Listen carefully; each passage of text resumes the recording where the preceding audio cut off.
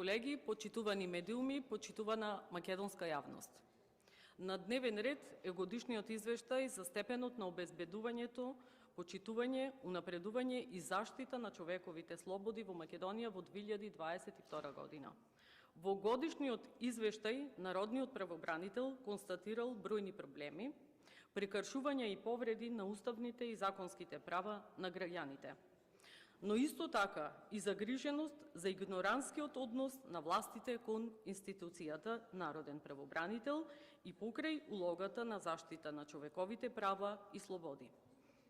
Ваквата несоработка со надлежните институции е на штета на граѓаните, со цел да се обезбеди навремено и непречено остварување, почитување и унапредување на човековите права и слободи во државата. Народниот правобранител посочува дека неговите намери и зазложби се сериозни, конструктивни и законски засновани, но за жал надлежноста на Народниот правобранител се сведува само на превентивни дејства и не е овластен за донесување правно обврзувачки и мериторни одлуки. Според статистиката, бројот на представки во 2022 година е зголемен за 20% во однос на претходната година од речиси сите области. Примени се 3200 представки и околу 300 од претходната година.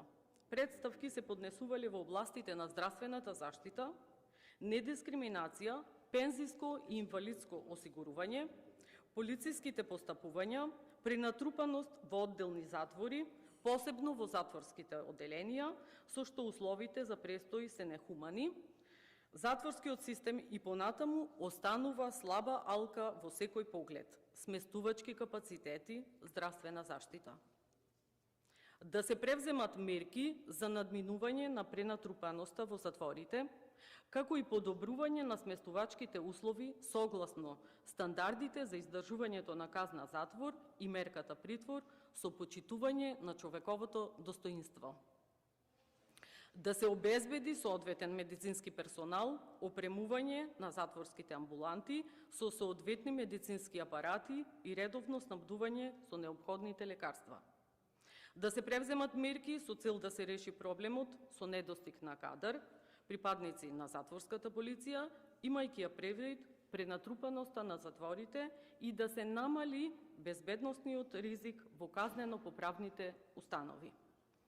Во областа на здравствената заштита и осигурување доминираат претставките за остварување на правата на здравствената заштита и здравственото осигурување, поврзани со обезбедувањето на основните здравствени услуги и партиципацијата, потоа правото на болничко лекување, поплаките за рефундирање на средства за здравствени услуги и слично.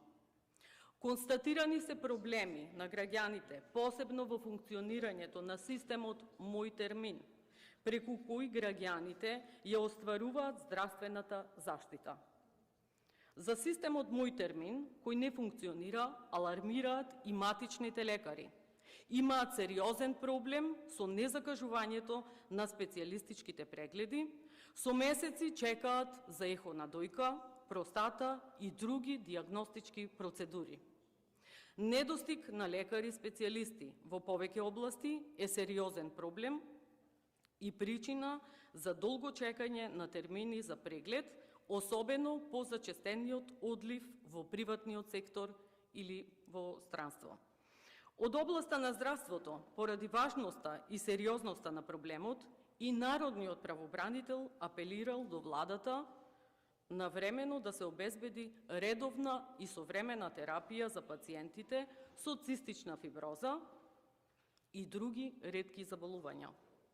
Треба да се испочитуваат барањата изнесени од Асоциацијата за цистична фиброза по принципот на сите европски и балкански држави со соодветен план и стратегија за опфаќање на целата популација која е заболена од ова ретко заболување. Народниот правобранител, имајќи го предвид уставно гарантираното право на здравствената заштита во сите предмети превземаше итни, неодложни действија и со своји мислења им укажувал на надлежните институции на потребата од ефективно действување, се со цел граѓаните да не трпат штета во остварување на правата од областа на здравствената заштита и здравственото осигурување. Граѓаните и по една деценија се уште се жалат на неревидирана позитивна листа на лекови. На позитивната листа има непотребни лекови кои со години веќе не се произведуваат, а оние кои на граѓаните им се потребни воопшто ги нема во аптеките, нити па на позитивната листа. Народниот правобранител им укажал на незаинтересираноста од страна на Министерството за здравство за отстранување на проблемите. Представките во областа на образованието во 2022 година најмногу се констатирани по воведување на новата концепција за основно образование, која предвидуваше замена на хартиените со дигитални учебници во наставата. Недостиг на учебници или користење на оштетени учебници во наставата е сериозна повреда на правата на детето. Како дел од слабостите во образовниот процес е прекинут на воспитно-образовниот процес поради штрајкот, дојавата на бомби, недоволната грижа за менталното здравје на учениците, немањето образовни асистенти на учениците со попречености во средните училишта и влијанието на енергетската криза врз работата на училиштата. Тие се воглавном причини за прекршување на загарантираното право на секое дете во државата. Најголем дел од представките се однесуваат на повреди на децата, на правата на децата во сите области. И она што загрижува е недоволната посветеност на органите за почитување на основните принципи согласно Конвенцијата за правата на детето. Во областа правосудство се нотирани околу 534 представки, изголемен е бројот во однос на 2021 година. За жал, како и минатата година, граѓаните се соочуваат со одолговлекување на судските постапки, неефикасност на управните судови, висока корупција, недонесување на мериторни одлуки. Граѓаните немаат доверба во судството и она што може да потврдам и да се сложам со тоа што народниот правобранител е дека во правосудството се потребни итни, сериозни промени доколку сакаме да ја зголемиме довербата на граѓаните во системот. Констатирано е дека нема соодветна комуникација меѓу државните органи, а е присутен игнорански однос кон барањата на управниот суд за донесување на списи, поради што постапките се долготрајни и се предизвикува незадоволство кај граѓаните.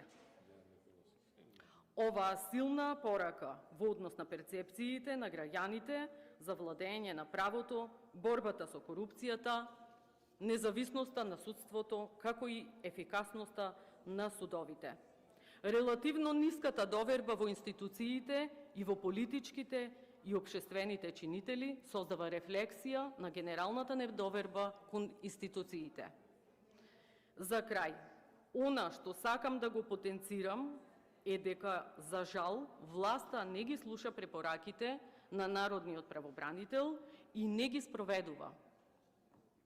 На крајот, штетите ги трпат граѓаните, кои покрај огромниот број на поплаки не добиваат ниту соодветна, ниту навременна заштита на своите права.